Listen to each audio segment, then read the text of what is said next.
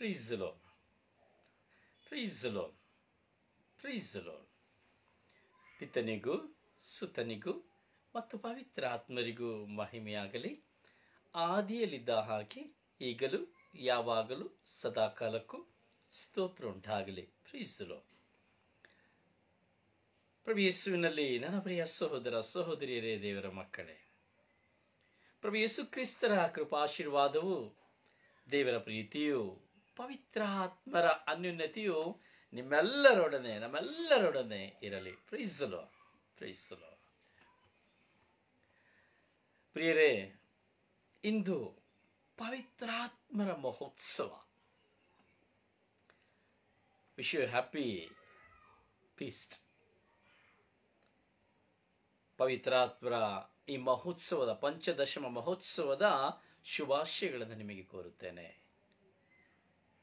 ಇಂದು ಒಂದು ಮಹತ್ತರವಾದಂತಹ ಮಹೋತ್ಸವ. ಯಾಕೆ ಗೊತ್ತುಂಟ? ಇಂದು ಧರ್ಮಸಭೆ ಉಗಮವಾದಂತಹ ದಿನ, ಧರ್ಮಸಭೆ ಪ್ರಾರಂಭವಾದಂತಹ ದಿನ.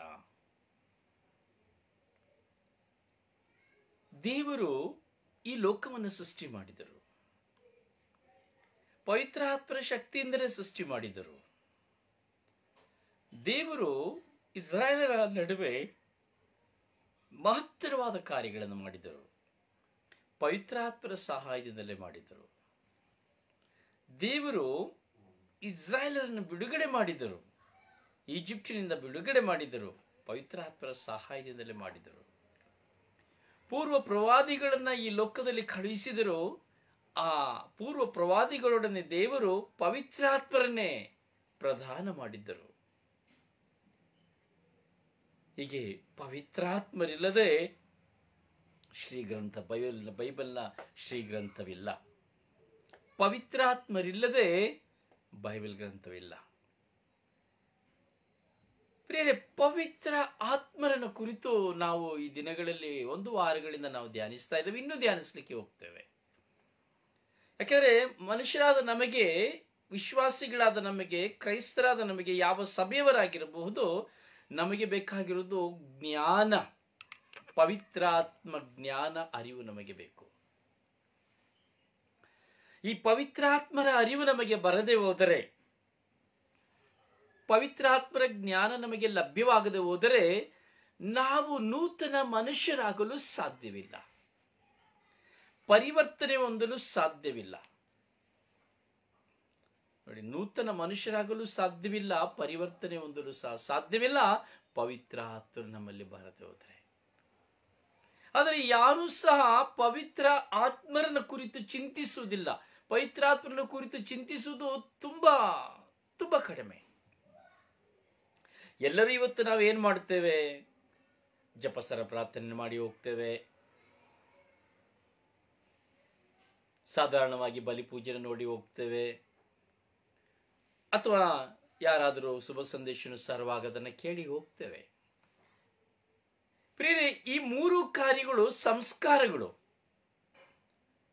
ಎರಡು ಕಾರ್ಯಗಳು ಸಂಸ್ಕಾರಗಳು. ಹೌದಾ?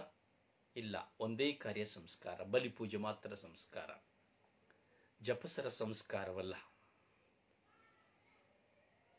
ಧ್ಯಾನ ಕೇಳುವುದು ಸಂಸ್ಕಾರವಲ್ಲ. ಅವೆಲ್ಲವೂ ನಮ್ಮ ಆಧ್ಯಾತ್ಮಿಕ ಬೆಳವಣಿಗೆಯ ಜೀವಿತಕ್ಕೆ ಒಂದು ಮಾರ್ಗ, ಹಾಗೂ ನಮ್ಮ ವಿಶ್ವಾಸವನ್ನು ವ್ಯಕ್ತಪಡಿಸುವಂತಹ ಒಂದು ಮಾರ್ಗ.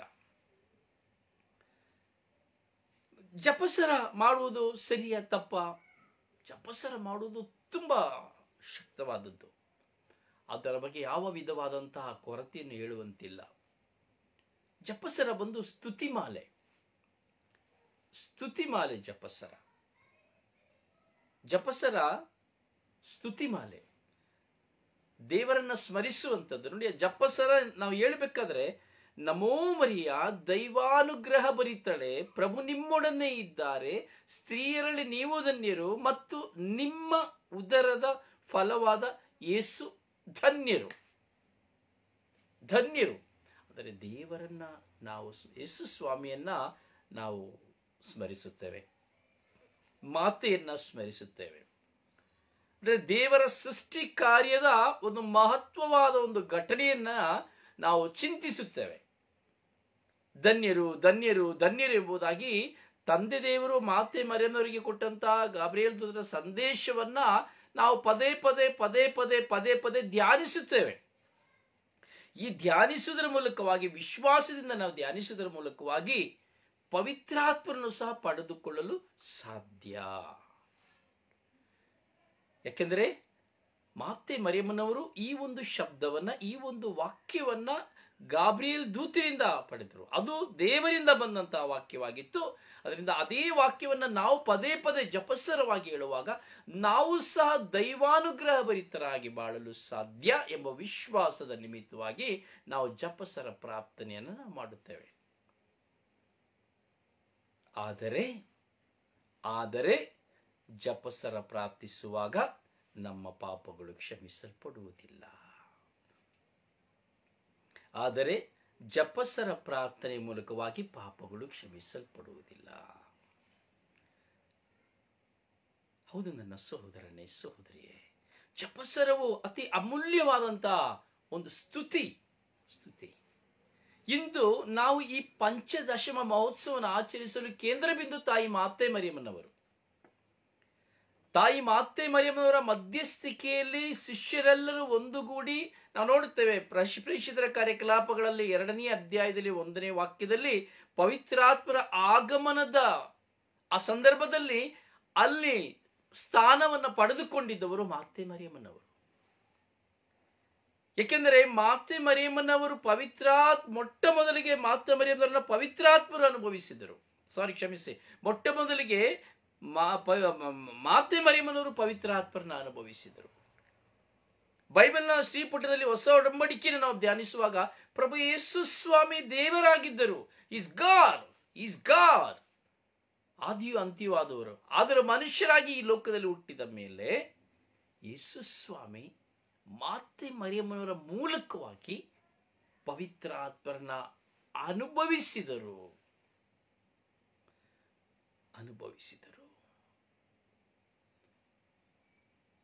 ಹೌದು ಪ್ರಿಯರೇ, ಹಾಗೆ ಈ ದಿನಗಳಲ್ಲಿ ನಾವು ಸಹ ಮಾತೆ ಮರಿಯಮ್ಮನ ಮಧ್ಯಸ್ಥಿಕೆಯಲ್ಲಿ ಪ್ರಾರ್ಥಿಸುವಾಗ ಪವಿತ್ರಾತ್ಮರನ್ನು ಅನುಭವಿಸುವಂತಹ ಸಾಧ್ಯತೆಗಳು ಹೆಚ್ಚು ಇದೆ. ಅದರಿಂದ ಯೇಸು ಸ್ವಾಮಿ ಮಾತೆ ಮರಿಯಮ್ಮನವರ ಮಧ್ಯಸ್ಥಿಕೆಯಲ್ಲಿ ಪ್ರೇಷಿತರು ಎಲ್ಲರೂ ಪವಿತ್ರಾತ್ಮರನ್ನು ಅನುಭವಿಸಿದರು. ಯಾಕೆ ಪ್ರೇಷಿತರು ಪವಿತ್ರಾತ್ಮರನ್ನು ಅನುಭವಿಸಿದರು? ನಾವು ಮಾನವರಾದ ನಾವು ಯಾಕೆ ಪವಿತ್ರಾತ್ಮರನ್ನು ಅನುಭವಿಸಲಾಗುತ್ತಿಲ್ಲ? ಪ್ರಿಯರೇ, ನಾವು ಪಾಪದ ಅರಿವನ್ನ ಇನ್ನು ಕಾಣದ ಕಾರಣ ಪವಿತ್ರಾತ್ಮರನ್ನು ಅನುಭವಿಸಲು ಸಾಧ್ಯವಾಗುತ್ತಾ ಇಲ್ಲ. ಪ್ರೇಷಿತರು ಪಾಪದ ಅರಿವನ್ನು ಕಂಡುಕೊಂಡ ಕಾರಣ ಅವರು ಪವಿತ್ರಾತ್ಮರನ್ನು ಅನುಭವಿಸಿದರು. Praise the lord. Hallelujah, hallelujah, hallelujah. ಪ್ರಿಯರೇ, ಪವಿತ್ರಾತ್ಮರನ್ನು ಪಡೆಯಲು ಯಾವ ವಯಸ್ಸಿನ ಅಂತರಗಳು ಬೇಕಿಲ್ಲ, ಅಥವಾ ಪವಿತ್ರಾತ್ಮರನ್ನು ಪಡೆದುಕೊಳ್ಳಲು ಯಾವ ವಿದ್ಯಾಭ್ಯಾಸಗಳು ಬೇಕಾಗಿಲ್ಲ, ಯಾವ ಡಾಕ್ಟರೇಟ್ಗಳು ಬೇಕಾಗಿಲ್ಲ. ಪವಿತ್ರಾತ್ಮರನ್ನು ಪಡೆಯಲು ನೀನು ಯಾವ ವಿಧವಾದ ಯಾಜಕನಾಗಬೇಕು, ಸಿಸ್ಟರ್ ಆಗಬೇಕು, ಬ್ರದರ್ ಆಗಬೇಕು, ಶುಭ ಸಂದೇಶ ಸಾರಬೇಕು ಎಂಬುದಿಲ್ಲ. ಪವಿತ್ರಾತ್ಮರನ್ನು ಪಡೆಯಬೇಕಾದರೆ ನಿನಗೆ ಯಾವ ಅಧಿಕಾರ ಸ್ಥಾನಗಳು ಬೇಕಿಲ್ಲ. ಪವಿತ್ರಾತ್ಮರನ್ನ ನಾನು ಮತ್ತು ನೀವು ಪಡೆಯಬೇಕಾದರೆ ನಮಗೆ ಬೇಕಾಗಿರುವುದು ನಮ್ಮ ಪಾಪದ ಅರಿವು, ಪಾಪದಿಂದ ದೂರ ಆಗುವಂಥದ್ದು. Praise the lord. ಆಗ ನಾವು ಪವಿತ್ರಾತ್ಮರನ್ನ ಪಡೆದುಕೊಳ್ಳಲು ಸಾಧ್ಯ.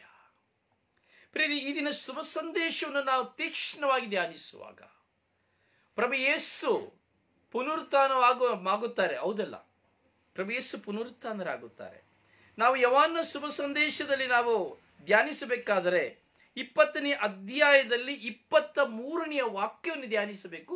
ಶಕ್ತವಾದಂತಹ ವಾಕ್ಯ. ನಾನು ಪವಿತ್ರಾತ್ಮರನ್ನು ಅನುಭವಿಸುವುದಕ್ಕೆ ಮುಂಚಿತವಾಗಿ ನಾನು ಏನು ಮಾಡಬೇಕು? ಆಗ ಯೇಸು ಸ್ವಾಮಿ ನನಗೆ ಯಾವ ಅಧಿಕಾರವನ್ನು ಕೊಟ್ಟರು? ಸ್ವತಃ ಯೇಸು ಸ್ವಾಮಿ ಯಾವ ಅಧಿಕಾರವನ್ನು ಕೊಟ್ಟರು? ಯೇಸು ಸ್ವಾಮಿ ಉಸಿರೂದಿದರು. ಯೇಸುಸ್ವಾಮಿ ಉಸಿರುದಿದರು, ಅಂದರೆ ತಮ್ಮಲ್ಲಿರುವ ಶ್ವಾಸವನ್ನು ಊದಿದರು. ನೋಡಿ, ನಾವು ಆದಿಕಾಂಡದಲ್ಲಿ ನಾವು ನೋಡುತ್ತೇವೆ, ತಮ್ಮ ಉಸಿರುದಿ ಮಣ್ಣಿನ ಮುದ್ದೆ ಆಗಿರುವ ಮನುಷ್ಯನಿಗೆ ಜೀವವನ್ನು ಕೊಟ್ಟರು. ಯೆರೆಮೀಯನ ಪುಸ್ತಕವನ್ನು ನಾವು ನೋಡುವಾಗ, ಅಲ್ಲಿ ಎಜೆಕಿಯೇಲನ ಒಂದು ಘಟನೆಯನ್ನ ನೋಡುವಾಗ, ಅಲ್ಲಿ ಒಣಗಿ ಹರಡಿಕೊಂಡಿದ್ದಂತಹ ಎಲುಬುಗಳ ಮಧ್ಯೆ ಮೇಲೆ ಅಷ್ಟ ದಿಕ್ಕುಗಳಿಂದ ಸುಳಿಗಾಳಿಯನ್ನು ಬರುವಂತೆ ಮಾಡಿ, ಆ ಸುಳಿಗಾಳಿಗಳು ಅದರ ಒಳಗೆ ನುಗ್ಗಿದ ತಕ್ಷಣ ಅವುಗಳು ಮನುಷ್ಯರಾದರು. ಮಾಂಸವು ಹರಡಿಕೊಂಡಿತು, ನರಗಳು ಹರಡಿಕೊಂಡಿತು, ರಕ್ತವು ಹರಡಿಕೊಂಡಿತು, ಜೀವಶ್ವಾಸವು ಉದಯವಾಯಿತು. ಮೂರನೆಯದಾಗಿ ನಾವು ನೋಡುತ್ತೇವೆ, ಈ ದಿನದ 20ನೇ ಅಧ್ಯಾಯದ ಯೋಹಾನ ಶುಭ ಸಂದೇಶದ 23ನೇ ವಾಕ್ಯದಲ್ಲಿ ಅದೇ ನುಡಿಯನ್ನು, ಅದೇ ಒಂದು ಶಬ್ದವನ್ನು ನೋಡುತ್ತೇವೆ. ಪ್ರಭು ಯೇಸು ಉಸಿರೂದಿದರು. ಪ್ರಭು ಯೇಸು ಉಸಿರುದಿದರು ಅಂದರೆ ಸತ್ತು ಹೋದ ಮನುಷ್ಯರಂತೆ ಜೀವಿಸುತ್ತಿರುವಂತಹ ನಮ್ಮ ಮೇಲೆ ಒಂದು ಹೊಸ ಜೀವನವನ್ನು ಪ್ರಾರಂಭಿಸಲು, ಹೊಸ ಮನುಷ್ಯರಾಗಿ ಬಾಳಲು ಪ್ರಭು ಯೇಸು ಉಸಿರುದಿದರು. ಪ್ರೇಷಿತರ ಮೇಲೆ ತನ್ನಲ್ಲಿರುವ ಶಕ್ತಿ ಎಂಬ ಉಸಿರನ್ನು ಊದಿದರು. ತಮ್ಮ ಅಧಿಕಾರದ ಶಕ್ತಿಯ ಉಸಿರನ್ನು ಊದಿದರು. ಆ ಉಸಿರನ್ನು ಊದುವಾಗ ಪ್ರಭು ಯೇಸು ಹೇಳಿದಂತಹ ಮಾತು ಏನು? ಆ ಉಸಿರನ್ನು ಊದುವಾಗ ಪ್ರಭು ಯೇಸು ಹೇಳಿದಂತಹ ಮಾತು, ಪವಿತ್ರಾತ್ಮರನ್ನು ಸ್ವೀಕರಿಸಿರಿ. You receive the Holy Spirit. You receive the Holy Spirit. ನೀವು ಪವಿತ್ರಾತ್ಮರನ್ನು ಸ್ವೀಕರಿಸಿರಿ. ಪ್ರಿಯ, ನಾವು ಪವಿತ್ರಾತ್ಮರನ್ನು ಸ್ವೀಕರಿಸಲು ಯೋಗ್ಯರಾದಂತಹ ಮಕ್ಕಳಾಗಿದ್ದೇವೆ. ಆದರೆ ಯೋಗ್ಯತೆಯನ್ನು ಕಳೆದುಕೊಂಡವರಾಗಿದ್ದೇವೆ.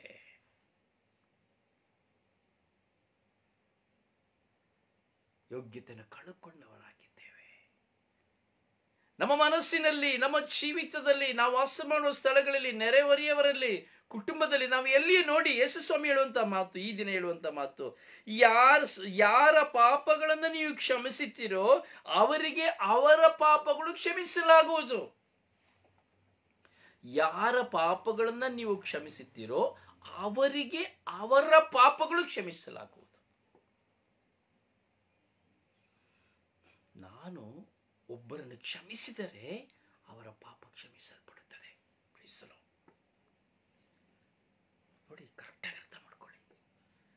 ನಮಗೆ ಯಾರೇನೇ ದ್ರೋಹ ಮಾಡಿರ್ಬೋದು, ಯಾರೇನೇ ಮೋಸ ಮಾಡಿರ್ಬೋದು, ವಂಚಿಸಿರ್ಬೋದು, ನಿಂದಿಸಿರ್ಬೋದು, ಏನೇ ಮಾಡಿರ್ಬೋದು, ಏನೇ ಏನೇ ಏನೇ ಏನೇ ಈ ಲೋಕದಲ್ಲಿ ಇರ್ಬೋದು, ಏನೇ ಮಾಡಿರ್ಬೋದು, ಯೇಸುಸ್ವಾಮಿ ಹೇಳ್ತಾ ಇದ್ದಾರೆ, ಯೇಸುಸ್ವಾಮಿ ಹೇಳ್ತಾ ಇದ್ದಾರೆ, ಯಾರ ಪಾಪಗಳನ್ನ ನೀವು ಕ್ಷಮಿಸುತ್ತೀರೋ ಅವರಿಗೆ ಅದನ್ನು ಕ್ಷಮಿಸಲಾಗುವುದು. ಇದು ಪವಿತ್ರಾತ್ಮರ ವರದಾನ. ಇದೇ ಮೊಟ್ಟ ಮೊದಲ ಪವಿತ್ರಾತ್ಮರ ವರದಾನ. ಈ ವರದಾನ ಉಸಿರೂದಿದವನಿಗೆ ಮಾತ್ರವೇ ಪಡೆದುಕೊಳ್ಳಲು ಸಾಧ್ಯ. ಅಂದರೆ ಪವಿತ್ರಾತ್ಮನ ಸ್ವಂತವಾಗಿಸಿಕೊಂಡವನಿಗೆ ಮಾತ್ರವೇ ಇದನ್ನು ಪಡೆದುಕೊಳ್ಳಲು ಸಾಧ್ಯ. ಎಲ್ಲರಿಗೂ ಪಡೆದುಕೊಳ್ಳಲಿಕ್ಕೆ ಸಾಧ್ಯವಿಲ್ಲ. ನೀವು ಯಾರ ಪಾಪಗಳನ್ನು ಕ್ಷಮಿಸುವಿರೋ ಅವರ ಪಾಪಗಳು ಕ್ಷಮಿಸಲಾಗುತ್ತದೆ. ಅಂದರೆ ಕ್ಷಮಿಸಲಿಕ್ಕೆ ನಾವು ತುಂಬಾ ಯೋಗ್ಯರಾಗಿದ್ದೇವೆ ಎಂಬುದಾಗಿ ಯೇಸುಸ್ವಾಮಿ ಹೇಳ್ತಾ ಇದ್ದಾರೆ. ಒಬ್ಬ ಮಾನವನ ಪಾಪ ಮಾನವನಿಂದಲೇ ಕ್ಷಮಿಸಲ್ಪಡುತ್ತದೆ ಎಂಬುದನ್ನು ಯೇಸುಸ್ವಾಮಿ ಹೇಳ್ತಾ ಇದ್ದಾರೆ. ಒಬ್ಬ ಮನುಷ್ಯನ ಪಾಪ, ನನ್ನ ಪಾಪ ನಿಮ್ಮ ಮುಖಾಂತರವಾಗಿ ಕ್ಷಮಿಸಲ್ಪಡುತ್ತದೆ ಎಂಬುದಾಗಿ ಯೇಸುಸ್ವಾಮಿ ಹೇಳ್ತಾ ಇದ್ದಾರೆ. ಹೌದು. ಈಗ ಪ್ರೆಸಿಲ್ಲ ವರ್ಗಿಸಿದ್ದಾರೆ. ಈ ಪ್ರೆಸಿಲ್ಲ ವರ್ಗಿಸ್ನ ಪಾಪಗಳನ್ನ ಒಂದು ಪಕ್ಷ ನನ್ನ ಮುಂದೆ ಇದ್ದು, ಜೋಕಿಮ್ ನನ್ನ ಮುಂದೆ ಇದ್ದು, ಅಥವಾ ಜೋಸೆಫ್ ನನ್ನ ಮುಂದೆ ಇದ್ದು, ನಾನು ಅವರಿಗೆ ವಿರುದ್ಧವಾಗಿ ತಪ್ಪು ಮಾಡಿ ಪಾಪ ಮಾಡಿದ್ದಾಗ ಒಂದು ಪಕ್ಷ ಇವರು ನನ್ನ ಪಾಪಗಳನ್ನು ಕ್ಷಮಿಸಿದರೆ ನನ್ನ ಪಾಪಗಳು ಕ್ಷಮಿಸಲ್ಪಡುತ್ತದೆ.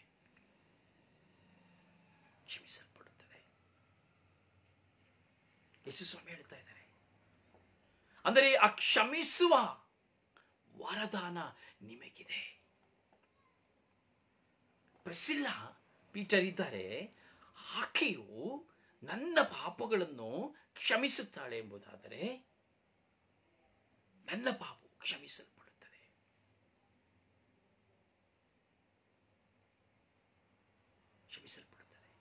ಅನಿಲ್ ಇದ್ದಾರೆ, ನನ್ನ ಪಾಪಗಳನ್ನು ಅವರು ಕ್ಷಮಿಸಿದರೆ ನನ್ನ ಪಾಪಗಳು ಕ್ಷಮಿಸಲ್ಪಡುತ್ತದೆ.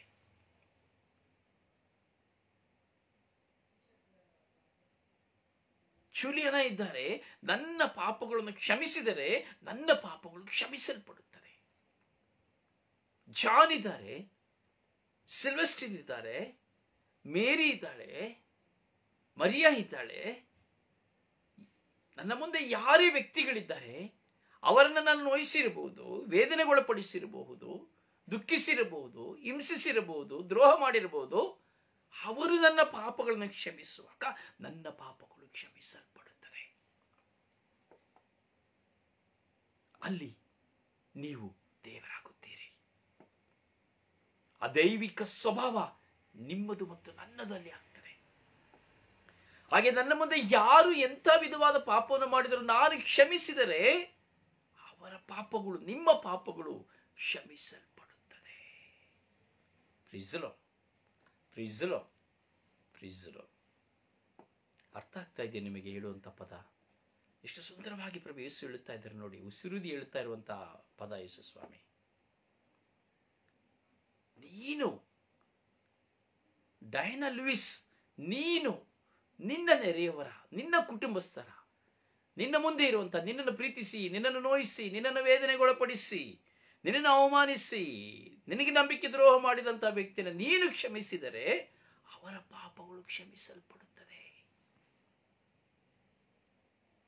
ಅವರ ಪಾಪಗಳು ಕ್ಷಮಿಸಲ್ಪಡುತ್ತದೆ. ಪ್ರಿಯ ಸಹೋದರನೇ, ಸಹೋದರಿ, ಯೇಸು ಸ್ವಾಮಿ ಅದನ್ನು ಹೇಳ್ತಾ ಇದ್ದಾರೆ. ಅವರಿಗೆ ಒಂದು ಪಕ್ಷ ಯಾರ ಪಾಪಗಳನ್ನು ನೀವು ಕ್ಷಮಿಸದೆ ಉಳಿಸುತ್ತೀರೋ ಅವರಿಗೆ ಕ್ಷಮಿಸದೆ ಉಳಿಸಲಾಗುವುದು. ಒಂದು ಪಕ್ಷ ನಾನು ನಿಮ್ಮ ತಪ್ಪುಗಳನ್ನು, ನೀವು ನನ್ನ ತಪ್ಪುಗಳನ್ನು, ಅಥವಾ ನಾವುಗಳು ಪರರ ತಪ್ಪುಗಳನ್ನು ಕ್ಷಮಿಸದೆ ಹೋದರೆ ಆ ತಪ್ಪುಗಳು ಹಾಗೆಯೇ ಕ್ಷಮಿಸದೆ ಉಳಿಸಲ್ಪಡುತ್ತದೆ. ಅದಕ್ಕೆ ಯೇಸು ಸ್ವಾಮಿ ಪರಲೋಕ ಪ್ರಾರ್ಥನೆ ಹೇಳುತ್ತಾರೆ.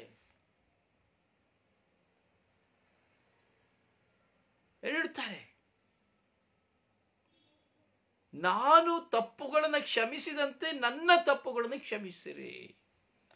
ಅಂದರೆ ನಾನು ಇತರರ ತಪ್ಪುಗಳನ್ನು ಕ್ಷಮಿಸದೆ ಹೋದರೆ ನನ್ನ ತಪ್ಪುಗಳು ಕ್ಷಮಿಸಲ್ಪಡುವುದಿಲ್ಲ, ನಿಮ್ಮ ತಪ್ಪುಗಳು ಕ್ಷಮಿಸಲ್ಪಡುವುದಿಲ್ಲ. ಇದನ್ನೇ ಯೇಸು ಸ್ವಾಮಿ ಈ ದಿನದ, ಈ ಪಂಚದಶಮ ದಿನದಲ್ಲಿ ಸಂದೇಶವಾಗಿ ಕೊಡುತ್ತಾ ಇದ್ದಾರೆ. ಒಂದು ಕ್ಷಣ ನಾವು ಅವಲೋಕನ ಮಾಡೋಣ. ನಾನು ಯಾರನ್ನ ಕ್ಷಮಿಸಿಲ್ಲ, ನನಗೆ ಇನ್ನು ಯಾರ ಮೇಲೆ ವೈರತ್ವವಿದೆ? ನಿನ್ನ ಗಂಡನ, ನಿನ್ನ ಹೆಂಡತಿ, ನಿನ್ನ ಅತ್ತೆ ಮಾವ, ಅಥವಾ ನೀನು ಜನ್ಮ ಕೊಟ್ಟ ತಂದೆ ತಾಯಿ, ಮಕ್ಕಳು, ಕುಟುಂಬದವರು, ನಿನ್ನ ಮಿತ್ರರು, ನಿನ್ನ ನೆರೆಯವರು. ಒಂದು ಕ್ಷಣ ಅವಲೋಚನೆ ಮಾಡು. ನೀನು ಯಾರನ್ನು ಕ್ಷಮಿಸದೆ ಉಳಿಸಿಕೊಂಡಿದ್ದೀಯಾ?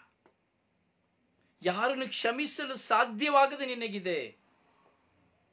ಹೌದು ನನ್ನ ಸಹೋದರ ಸಹೋದರಿ, ನಾವು ಅರಿಯಬೇಕು.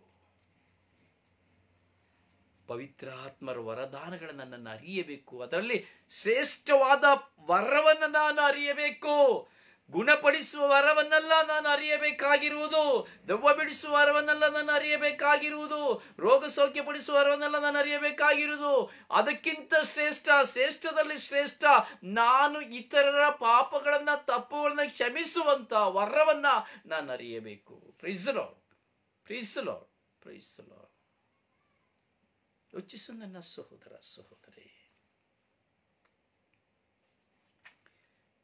ಯೇಸು ಹೇಳಿದರು, ನಿಮಗೆ ಶಾಂತಿ, ನಿಮಗೆ ಶಾಂತಿ. ಬೇರೆ ಏನು ಹೇಳಿಲ್ಲ ಯೇಸು ಸ್ವಾಮಿ. ಶಿಷ್ಯರ ನಡುವೆ ನಿಂತ ಹೇಳಿದರು, ನಿಮಗೆ ಶಾಂತಿ ಅಂದರೆ ನಿಮಗೆ ಎಂದಿಗೂ ಸಮಾಧಾನವಾಗಲಿ, ಸಮಾಧಾನವಾಗಲಿ. ಆದರೆ ನಾವು ಯಾರಿಗೆ ಶಾಂತಿ ಹೇಳ್ತಾ ಇದ್ದೇವೆ? ಯಾರಿಗೆ ಸಮಾಧಾನವನ್ನು ಕೊಡ್ತಾ ಇದ್ದೇವೆ? ನೋಡಿ, ಕ್ರೈಸ್ತರಾಗಿರುವಂತಹ ನಾವು ಈ ದಿನ ಒಂದು ತುಂಬಾ ಆಳವಾಗಿ ಚಿಂತಿಸಬೇಕು. ಹಿಂದೂ ಸಹೋದರರು ಓಂ ಶಾಂತಿ ಎಂಬುದಾಗಿ ಹೇಳುತ್ತಾರೆ. ಇತರರನ್ನ ನೋಡುವಾಗ, ನೀವು ಪ್ರಜಾಪತಿ ಬ್ರಹ್ಮಕುಮಾರೀಶ್ವರಿಯವನ್ನ ಆ ಸಂಘಟನೆಯನ್ನು ನೋಡುವಾಗ ಅಲ್ಲಿ ಹೇಳ್ತಾರೆ ಓಂ ಶಾಂತಿ, ನಿನಗೆ ಶಾಂತಿ ಆಗಲಿ, ಶಾಂತಿಯನ್ನು ಸೂಚಿಸುತ್ತಾರೆ. ಅವರು ಸಹ ಶಾಂತಿ ಎಂಬುದಾಗಿ ಹೇಳುತ್ತಾರೆ. ಹಿಂದುತ್ವದಲ್ಲಿ ಒಬ್ಬರನ್ನು ನೋಡುವಾಗ ಶಾಂತಿ ಎಂಬುವಂತ ಪ್ರಕಟಣೆಯನ್ನು ಮಾಡುತ್ತಾರೆ. ಹಾಗೆ ನಮ್ಮ ಮುಸ್ಲಿಂ ಸಹೋದರನ ನಾವು ಧ್ಯಾನಿಸಬೇಕಾದ್ರೆ ನಾವು ನೋಡ್ತೇವೆ, ಸಲಾಂ ಅಲೈಕುಂ, ಅಸ್ಸಲಾಂ ಅಲೈಕುಂ, ಶಾಂತಿ ನಿಮಗಿರಲಿ ಅಂತ ಹೇಳಿದ್ರೆ ಅವರು ಹಿಂತಿರುಗಿಸಿ ಹೇಳ್ತಾರೆ ನಿಮಗೆ ಶಾಂತಿ ಆಗಲಿ, ನಿಮಗೆ ಶಾಂತಿ ಆಗಲಿ. ಆದರೆ ಕ್ರೈಸ್ತರಾಗಿರುವ ನಾವು ಯಾರಿಗೂ ಶಾಂತಿ ಆಗಲಿ ಎಂದು ಹೇಳುವುದಿಲ್ಲ, ಪ್ರೈಸ್ ದಿ ಲಾರ್ಡ್ ಎಂಬುದಾಗಿ ಹೇಳುತ್ತೇವೆ. ದೇವರಿಗೆ ಸ್ತುತಿಯಾಗಲಿ ಎಂಬುದಾಗಿ. ಆದರೆ ಶಾಂತಿಯಾಗಲಿ ಎಂಬುದಾಗಿ ಯಾರು ಹೇಳುವುದಿಲ್ಲ. Peace be with you. ನಾವು ಶಾಂತಿಯನ್ನು ಕೊಡಬೇಕು ಪರರಿಗೆ. ಪ್ರಭು ಯೇಸು ನಮಗೆ ಶಾಂತಿಯನ್ನು ಬಿಟ್ಟು ಹೋದರು, ಪ್ರೈಸ್ ದಿ ಲಾರ್ಡ್ ಅನ್ನು ಬಿಟ್ಟು ಹೋಗಲಿಲ್ಲ. ಆದರೆ ನಾವು ಈ ದಿನಗಳಲ್ಲಿ, ಈ ಕಾಲಗಳಲ್ಲಿ, ಈ ಧ್ಯಾನಗಳ ಮೂಲಕವಾಗಿ ನಾವು ಪ್ರೈಸ್ ದಿ ಲಾರ್ಡ್ ಎಂಬುವಂತ ಒಂದು ಪದವನ್ನ ನಾವು ಉಪಯೋಗಿಸ್ತಾ ಇದ್ದೇವೆ. ಈ ಬಂದ ಧ್ಯಾನಗಳ ನಿಮಿತ್ತವಾಗಿ ನಾವು ಪ್ರೈಸ್ ದಿ ಲಾರ್ಡ್ ಎಂಬ ಪದವನ್ನು ನಾವು ಉಪಯೋಗಿಸ್ತಾ ಇದ್ದೇವೆ. ಆದರೆ ಆ ಪದದ ಉಚ್ಚಾರಣೆಯ ಒಂದು ಮಹತ್ವವನ್ನು ಸಹ ನಾವು ತಿಳಿದಿಲ್ಲ. ಸುಮ್ಮನೆ ವಾಡಿಕೆಯಾಗಿ praise the Lord, praise the Lord ಇಲ್ಲ. ಅದಕ್ಕಿಂತ ಶ್ರೇಷ್ಠವಾದ ಪದ ನಿಮಗೆ ಶಾಂತಿ ಆಗಲಿ, ಪೀಸ್ ಬಿ ವಿತ್ ಯು. ಪ್ರಭು ಯೇಸು ಇದನ್ನೇ ಹೇಳಿದರು ಶಿಷ್ಯರ ನಡುವೆ. ಹಾಗೂ ಯೇಸು ಪುನರುತ್ಥಾನವಾಗುವ, ಸ್ವರ್ಗಾರೋಹಣವಾಗುವಾಗಲು ಯೇಸು ತಮ್ಮ ಜೀವಮಾನ ಕಾಲದಲ್ಲಿಯೂ ಹಲವಾರು ಜನರನ್ನು ನೋಡಿ ಹೇಳಿದ್ದು, ನೀ ಮನೆಗೆ ಶಾಂತಿ ಆಗಲಿ, ನಿನಗೆ ಶಾಂತಿ ಆಗಲಿ. ನೀವು ಯಾರಾದರೂ ಮನೆಯನ್ನು ಸಂಧಿಸಿದರೆ ಆ ಮನೆಯನ್ನು ಪ್ರವೇಶಿಸುವಾಗ ನೀವು ಹೇಳಿ ಶಾಂತಿ ಆಗಲಿ, ಈ ಮನೆಗೆ ಶಾಂತಿ ಆಗಲಿ ಎಂಬುದಾಗಿ ಹೇಳಿ ಆ ಮನೆಯಲ್ಲಿ ಶಾಂತಿ ದೂತನಿರುವುದಾದರೆ ಅವರಿಗೆ ಶಾಂತಿ ಆಗುವುದು. ಇಲ್ಲದಿದ್ದರೆ ಶಾಂತಿ ನಿಮ್ಮ ಹಿಂದೆಯೇ ನಿಮ್ಮೊಡನೆ ಬರುವುದು ಎಂಬುದಾಗಿ. ಪ್ರಿಯ, ನಾವು ಶಾಂತಿಯನ್ನು ಸೂಚಿಸುವ ಮಕ್ಕಳಾಗಬೇಕಂದ್ರೆ ನಾವು ಕ್ಷಮಿಸುವ ಮಕ್ಕಳಾಗಬೇಕು. ಆಗ ನಮ್ಮ ಪಾಪಗಳು ಕ್ಷಮಿಸಲ್ಪಡುತ್ತವೆ. ಹಾಗೆ ನಮ್ಮ ಪಾಪವು ಕ್ಷಮಿಸಲ್ಪಡುವಾಗ, ನಾವು ಇತರರ ಪಾಪಗಳನ್ನು ಕ್ಷಮಿಸುವಾಗ ನಾವು ಪವಿತ್ರಾತ್ಮರನ್ನು ಪಡೆದುಕೊಳ್ಳುತ್ತೇವೆ, ನಾವು ಪವಿತ್ರಾತ್ಮರನ್ನು ಅನುಭವಿಸುತ್ತೇವೆ. ಹೌದು ಪ್ರಿಯರೇ, ಪವಿತ್ರಾತ್ಮರಿಗಾಗಿ ದಾಹಗೊಳ್ಳಬೇಕು, ಪವಿತ್ರಾತ್ಮರನ್ನು ಕರೆಯುತ್ತಾ ಇರಬೇಕು, ಪವಿತ್ರಾತ್ಮರಿಗಾಗಿ ಹಂಬಲಿಸುತ್ತಾ ಇರಬೇಕು, ಪವಿತ್ರಾತ್ಮರ ಮೇಲೆ ಒತ್ತಡವನ್ನೇರಬೇಕು. ಪವಿತ್ರಾತ್ಮರನ್ನ ನಾವು ಪದೇ ಪದೇ ಪದೇ ಪದೇ ಕರೆಯುತ್ತಾ ಇರಬೇಕು. ಪವಿತ್ರಾತ್ಮರ ಸಹಾಯವನ್ನು ಯಾಚಿಸುತ್ತಾ ಇರಬೇಕು. ನಾವು ಕರೆದು ನೋಡಿ, ಕೆಲವು ಸಾರಿ ನಮ್ಮ ಮನೆಯಲ್ಲಿ ಇರ್ತಾರೆ, ತಂದೆ ತಾಯಿ ಇರ್ತಾರಲ್ಲ, ನಾವು ಪ್ರೀತಿಸುವಂತಹ ವ್ಯಕ್ತಿಗಳು ಸಹ ಇರ್ತಾರಲ್ಲ, ಕೆಲವು ಸಾರಿ ಮಾತನಾಡುವುದಿಲ್ಲ. ಅವಾಗ ಹೇಳ್ತೇವೆ, ಡ್ಯಾಡಿ ಡ್ಯಾಡಿ ಮಾತನಾಡೋದಿಲ್ವಾ, ಮಮ್ಮಿ ಮಮ್ಮಿ ಮಾತನಾಡೋದಿಲ್ವಾ, ಲೇ ನೀವು ಮಾತಾಡೋದಿಲ್ವಾ, ರೀ ನೀವು ಮಾತಾಡೋದಿಲ್ವಾ. ನೋಡಿ, ಮಿತ್ರರಲ್ಲಿ ಬಂಧುಗಳಲ್ಲಿ ಎಲ್ಲ ನೋಡ್ತೀವಿ, ನನ್ನ ಹತ್ರ ಮಾತಾಡ್ತಾ ಇಲ್ಲ, ಎಷ್ಟು ಮಾತಾಡಿದ್ರೆ ಮಾತಾಡ್ತಾ ಇಲ್ಲ, ನಾನು ಎಷ್ಟು ಕಾಲ್ ಮಾಡಿದ್ರು ತೆಗಿತಾ ಇಲ್ಲ ಎಂಬುದಾಗಿ ನಾವು ವೇದನೆಗೆ ಒಳಪಡ್ತೇವೆ ಅಲ್ಲ. ಇದೊಂದು ಚಿಕ್ಕ ಅನುಭವ. ಅವರು ನಮ್ಮೊಡನೆ ಮಾತನಾಡಬೇಕೆಂಬುದಾಗಿ ಹರಕೆ ಮಾಡಿಕೊಳ್ಳುತ್ತಾರೆ, ಅವರ ಕಾಲಬಳಿಯಲ್ಲಿ ಹೋಗುತ್ತಾರೆ, ಅವರು ನನ್ನ ಬಳಿ ಮತ್ತೆ ಬರಬೇಕೆಂಬುದಾಗಿ ಅವರು ಪ್ರಾರ್ಥಿಸುತ್ತಾರೆ. ಕಾರಣ ಅವರಲ್ಲಿ ಆಳವಾದ ಪ್ರೀತಿ ಅವರ ಹೃದಯದಲ್ಲಿ ತುಂಬಿಕೊಂಡ ಕಾರಣ ಆ ವ್ಯಕ್ತಿಯನ್ನು ಮರೆಯಲು ಸಾಧ್ಯವಾಗುವುದಿಲ್ಲ. ಒಂದು ದಾಂಪತ್ಯ ಜೀವಿತದಲ್ಲಿ ತನ್ನ ಪತಿ ತನ್ನ ಪತ್ನಿಯನ್ನ, ಪತ್ನಿ ತನ್ನ ಪತಿಯನ್ನು ಮರೆಯಲಿಕ್ಕೆ ಸಾಧ್ಯವಾಗುವುದಿಲ್ಲ. ಅವರಲ್ಲಿ ನಿಜವಾದ ಪ್ರೀತಿ ಇದ್ದರೆ ತನ್ನ ಪತಿಯನ್ನು ಬಿಟ್ಟು ಆಕೆ ಏನು ಮಾಡಲು ಸಾಧ್ಯವಿಲ್ಲ, ತನ್ನ ಪತ್ನಿಯನ್ನು ಬಿಟ್ಟು ಏನು ಮಾಡಲು ಸಾಧ್ಯವಿಲ್ಲ. ಒಂದು ಪಕ್ಷ ಪ್ರೀತಿ ಕುಂಠಿತವಾದರೆ, ಆ ನಿಜವಾದ ಪ್ರೀತಿ ಅಂತರಾಳದಲ್ಲಿದ್ದರೆ ಹಗಲು ರಾತ್ರಿ ತನ್ನ ಪತಿಗಾಗಿ, ತನ್ನ ಪತ್ನಿಗಾಗಿ, ತನ್ನ ಪ್ರಾಣ ಮಿತ್ರನಿಗಾಗಿ, ತಾಳ ಮಿತ್ರನಿಗಾಗಿ ಪ್ರಾರ್ಥಿಸುತ್ತಲೇ ಇರುತ್ತಾರೆ, ಕಾದು ಕುಳಿತುಕೊಳ್ಳುತ್ತಲೇ ಇರುತ್ತಾರೆ. ಹೀಗೆ ಪ್ರಾರ್ಥಿಸಿ ಪ್ರಾರ್ಥಿಸಿ ಬರುವಾಗ, ಅವರನ್ನ ಕಾಡಿ ಕಾಡಿ ಕಾಡಿ ಹೋಗುವಾಗ, ಅವರನ್ನು ಮಾತಾಡಿಸಿ ಹೋಗುವಾಗ, ಹಲವು ಕರೆಗಳನ್ನು ಮಾಡುವಾಗ ಒಂದು ದಿನ ಅವರು ಕರೆಯನ್ನು ಸ್ವೀಕರಿಸುತ್ತಾರೆ. ನಮ್ಮೊಡನೆ ಮಾತನಾಡುತ್ತಾರೆ. ಎಷ್ಟು ಸಂತೋಷ, ಎಷ್ಟು ಸಂತೋಷವಾಗುತ್ತದೆ. ಅವರು ನಮ್ಮನ್ನ ಹುಡುಕಿ ಬರುತ್ತಾರೆ. ಕಾರಣ ಒಂದು ಪ್ರಾರ್ಥನೆ, ಎರಡನೇದು ದಾಹ, ಮೂರನೇದು ಆ ಪ್ರೀತಿ. ಯಾಕೆಂದ್ರೆ ಎಲ್ಲವೂ ಪ್ರೀತಿಯಲ್ಲೇ ಅಡಕವಾಗಿದೆ. ಹೀಗೆ ನಾವು ಪವಿತ್ರಾತ್ಮರನ್ನ ಕರೆಯುತ್ತಲೇ ಇರಬೇಕು, ಕೂಗುತ್ತಲೇ ಇರಬೇಕು. ಬೇರೆ ನನಗೆ ರಾತ್ರಿ ನಿದ್ರೆ ಹೋದಾಗ, ನಿನ್ನೆ ದಿನದಲ್ಲಿ ನನಗೆ ರಾತ್ರಿ ನಿದ್ರೆ ಹೋಗುವಾಗ ನಾನು ಪವಿತ್ರಾತ್ಮರನ್ನ ಕರೆಯಲು ಪ್ರಾರಂಭಿಸಿದೆ. ಬೆಳಗಿನ ಜಾವವಾಗುವಾಗಲೂ, ಬೆಳಗಿನ ಜಾವ ಕಳೆದು ಹೋದಾಗಲೂ ನಾನು ಪವಿತ್ರಾತ್ಮರನ್ನ ಕರೆಯುತ್ತಲೇ ಇದ್ದೆ, ಪವಿತ್ರಾತ್ಮರನ್ನು ಕೂಗುತ್ತಲೇ ಇದ್ದೆ, ಪವಿತ್ರಾತ್ಮರನ್ನು ಸ್ಮರಣೆ ಮಾಡುತ್ತಲೇ ಇದ್ದೆ. ಆ ಅನುಭವ ಶ್ರೇಷ್ಠ. ನಾನು ಬೆಳಿಗ್ಗೆ 7:30 ಆಗುವಾಗ ನಾನು ಎದ್ದು ಹೇಳುವಾಗ ನನ್ನ ಮನಸ್ಸಿನಲ್ಲಿ ಒಂದು ತುಂಬ ಆಘಾತವಾಯಿತು. ಯಾಕೆ ಈ ಬೆಳಗಾಯಿತು? ಹೀಗೇ ಇದ್ದಿದ್ರೆ ಎಷ್ಟು ಚೆನ್ನಾಗಿರ್ತಾ ಇತ್ತು. ಹೀಗೇ ಪವಿತ್ರಾತ್ಮರೇ ನನ್ನಲ್ಲಿ ಬಂದಿರಿ, ಪವಿತ್ರಾತ್ಮರೇ ಪವಿತ್ರಾತ್ಮರೇ ನನ್ನಲ್ಲಿ ಬಂದಿರಿ, ಬಂದಿರಿ ಬಂದಿರಿ ಎಂದು ಅಷ್ಟು ಗಂಟೆಗಳ ಕಾಲ ನಾನು ಹೇಳುವಾಗ, ಈ ಬೆಳಗಿನ ಜಾವ ಬರುವಾಗ ನನ್ನ ಮನಸ್ಸಿಗೆ ಬಂದ ಗೊಂದಲ, ಅಯ್ಯೋ ಯಾಕೆ ಇದು ಅಗಲಾಯಿತು? ಅಗಲಾಗಿದೆ ಹೋಗಿದ್ದರೆ, ಹೀಗೇ ನಾನು ಇದ್ದಿದ್ದರೆ ನಾನು ಆ ಪವಿತ್ರಾತ್ಮರನ್ನ ಕರೆಯುತ್ತಲೇ ಇರುತ್ತಿದ್ದೇನಲ್ಲ, ಸ್ಮರಿಸುತ್ತಲೇ ಇರುತ್ತಾ ಇದ್ದೇನಲ್ಲ. ಹೀಗೆ ನಾನು ಒಂದು ಕೋಮದಲ್ಲಿ ಹೋಗಿಬಿಟ್ಟರೂ ಸಹ ನಾನು ಪವಿತ್ರಾತ್ಮರನ್ನೇ ಸ್ಮರಿಸ್ತಾ ಇರ್ತಾ ಇದ್ದೇನಲ್ಲ ಎಂಬುವಂತ ಒಂದು ದಾಹ, ಒಂದು ಅನುಭವ ನನಗಾಯ್ತು ಪ್ರಿಯರೇ. ಅದರಿಂದ ನಾವು ಪ್ರೀತಿಸಬೇಕು, ಪವಿತ್ರಾತ್ಮರನ್ನು ಕರೆಯಬೇಕು. ನಮ್ಮ ಮನಸ್ಸಿನಲ್ಲಿ ಮನಸ್ತಾಪವನ್ನು ಇಟ್ಟುಕೊಂಡು ಅಥವಾ ವೈರಾಗ್ಯವನ್ನು ಇಟ್ಟುಕೊಂಡು, ಕೋಪವನ್ನು ಇಟ್ಟುಕೊಂಡು, ನಮ್ಮಲ್ಲಿ ಕ್ಷಮೆಯೂ ಇಲ್ಲದೆ, ಒಬ್ಬರಿಗೆ ಸಮಾಧಾನವನ್ನು ಸೂಚಿಸದೆ ನಾವು ಕೇವಲ ವಾಡಿಕೆಯಾಗಿ ಪ್ರಾರ್ಥನೆ, ಬಲಿ, ಪೂಜೆ, ಜಪಸರ ಎಂಬುದಾಗಿ ತಿರುಗಿಕೊಂಡು ಹೋಗುವುದಾದರೆ ಅದು ಕೇವಲ ಒಂದು ವಾಡಿಕೆಯ ಜೀವನವಾಗಿ ಹೋಗುತ್ತದೆ ಅಷ್ಟೇ ಹೊರತು ಸ್ವರ್ಗ ರಾಜ್ಯದ ಜೀವನವಾಗಲು ಸಾಧ್ಯವಿಲ್ಲ. ದೇವರನ್ನು ಅರಿತುಕೊಳ್ಳಲು ಸಾಧ್ಯವಿಲ್ಲ. ಪ್ರೀಸಲೋ. ನಾವು ಪವಿತ್ರಾತ್ಮರಿಗಾಗಿ ನಾವು ಹಂಬಲಿಸಬೇಕು. ಪವಿತ್ರಾತ್ಮರಿಗಾಗಿ ನಾವು ಹಂಬಲಿಸಬೇಕು. ಪ್ರಿಯರೇ, ಒಬ್ಬರೇ ದೇವರು, ಒಬ್ಬರೇ, ಹಲವಾರು ಜನರಿಲ್ಲ. ತ್ರಯೇಕತ್ವ ದೇವರು, ಹೌದು, ವ್ಯಕ್ತಿಗಳು ಮೂರು, ಅದು ದೇವರು ಒಬ್ಬರೇ. ಎಲ್ಲಾ ವರದಾನಗಳನ್ನು ಕೊಡುವವರು ದೇವರು ಒಬ್ಬರೇ. ಆದರೆ ಆ ಎಲ್ಲ ವರದಾನಗಳನ್ನು ಪಡೆದುಕೊಳ್ಳಿಕ್ಕೆ ನಾವು ಶಕ್ತರಾಗಬೇಕು. ಪವಿತ್ರಾತ್ಮರನ್ನ ಪಡೆದುಕೊಳ್ಳಲು ನಾವು ಸಿದ್ಧರಾಗಿರಬೇಕು. ನಾವು ಪವಿತ್ರಾತ್ಮರನ್ನ ಪಡೆದುಕೊಳ್ಳದೆ ಹೋದರೆ ಪ್ರಿಯರೇ, ನಮ್ಮ ಪ್ರಾರ್ಥನೆ ವ್ಯರ್ಥ, ನಮ್ಮ ಬಲಿ ಆರಾಧನೆಗಳು ವ್ಯರ್ಥ, ನಮ್ಮ ಜೀವನ ವ್ಯರ್ಥ. ಏನೇ ಹಣ, ಆಸ್ತಿ, ಸ್ಥಾನಮಾನ, ಅಧಿಕಾರಗಳಿದ್ದರೂ ಅವೆಲ್ಲವೂ ವ್ಯರ್ಥ. ಪವಿತ್ರಾತ್ಮರು ನಮ್ಮೊಡನೆ ಇದ್ದರೆ ಮಾತ್ರವೇ ಅದು ವ್ಯರ್ಥವಿಲ್ಲದ ಜೀವನ, ಆಶೀರ್ವಾದದ ಜೀವನ. ಹೌದು ಪ್ರಿಯರೇ, ನಾವು ಈ ದಿನದಲ್ಲಿ 1 ಕೊರಿಂಥದವರಿಗೆ ಬರೆದ ಪತ್ರವನ್ನು ನಾವು ಧ್ಯಾನಿಸಬೇಕಾದರೆ 12ನೇ ಅಧ್ಯಾಯದಲ್ಲಿ ಸಂತ ಪೌಲರು ತುಂಬಾ ಸುಂದರವಾಗಿ ಕೆಲವು ನುಡಿಗಳನ್ನು ನುಡಿಯುತ್ತಾರೆ. ಏನು ನುಡಿಯುತ್ತಾರೆ? ಪವಿತ್ರಾತ್ಮ ಪ್ರೇರಣೆಯಿಂದ ಮಾತನಾಡುವ ಯಾವಾತನು ಯೇಸುವಿಗೆ ಧಿಕ್ಕಾರ ಎನ್ನಲಾರನು. ಅಂತೆಯೇ ಪವಿತ್ರಾತ್ಮ ಪ್ರೇರಣೆಯಿಲ್ಲದೆ ಯಾವಾತನು ಯೇಸುವೆ ಪ್ರಭು ಎಂದು ಒಪ್ಪಿಕೊಳ್ಳಲಾರನು. ಒಂದು ಸರಳವಾದ ಒಂದು ಮಾತನ್ನು ಹೇಳ್ತಾ ಇದ್ದಾರೆ. ಅಂದರೆ ಯೇಸು ಸ್ವಾಮಿಯನ್ನು ಯಾರು ಸ್ವೀಕರಿಸುತ್ತಾರೋ, ನಾವೆಲ್ಲ ಸ್ವೀಕರಿಸಿದ್ದೀವಿ ಬ್ರದರ್. ಅಫ್ಕೋರ್ಸ್, ಯೇಸು ಸ್ವಾಮಿಯನ್ನು ಯಾರು ಸ್ವೀಕರಿಸುತ್ತಾರೋ ಎಂದರೆ ಅದರ ಅರ್ಥವಿದೆ, ಸುಮ್ಮನೆ ಅಲ್ಲ. ಯೇಸು ಸ್ವಾಮಿಯನ್ನು ಸ್ವೀಕರಿಸುವುದು ಅಂತ ಹೇಳಿದರೆ ಸುಮ್ಮನೆ ಜ್ಞಾನಸ್ನಾನ ಪಡ್ಕೊಂಡ್ಬಿಟ್ಟಿದ್ದೇನೆ, ಕ್ರೈಸ್ತನಾಗಿದ್ದೇನೆ, ಪರಮಪ್ರಸಾದನ ಸ್ವೀಕರಿಸಿದ್ದೇನೆ ಎಂಬುದಲ್ಲ ಅದರ ಅರ್ಥ. ನಾನು ಯೇಸುವನ್ನ ಸ್ವೀಕರಿಸಿದ್ದೇನೆ ಎಂಬುದಾದರೆ, ನೋಡಿ, ಈಗ ಕೆಲವು ಗುರುಗಳು, ಕನ್ಯಾಸ್ತ್ರೀಯರು, ಸ್ವಾಮೀಜಿಗಳು, ಸನ್ಯಾಸಿನಿಗಳಿದ್ದಾರೆ.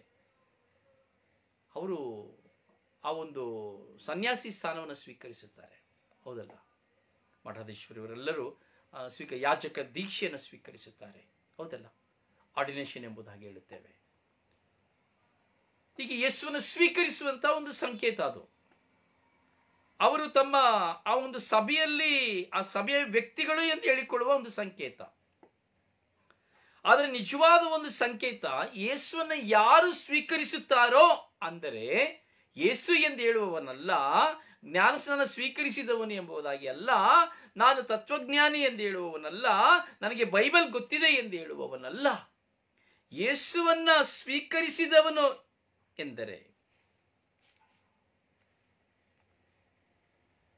ಯೇಸುವನ್ನ ಸ್ವೀಕರಿಸಿದವನು ಎಂದರೆ ಯೇಸುವನ್ನು ಅನುಸರಿಸುವವನು. ಯೇಸುವನ್ನು ಸ್ವೀಕರಿಸುವುದು ಎಂದರೆ ಯೇಸುವನ್ನು ಅನುಸರಿಸುವವನಾಗಬೇಕು. ಆ ಯೇಸುವನ್ನು ಅನುಸರಿಸುವವನು ಮಾತ್ರವೇ ಪವಿತ್ರಾತ್ಮರನ್ನ ಪಡೆದುಕೊಳ್ಳಲು ಸಾಧ್ಯ. ಬರೀ ಯೇಸುವನ್ನ ಸ್ವೀಕರಿಸಿದ್ದೇನೆ ಎಂದು ಹೇಳುವವನು ಪವಿತ್ರಾತ್ಮರನ್ನ ಪಡೆದುಕೊಳ್ಳಲು ಸಾಧ್ಯವಿಲ್ಲ.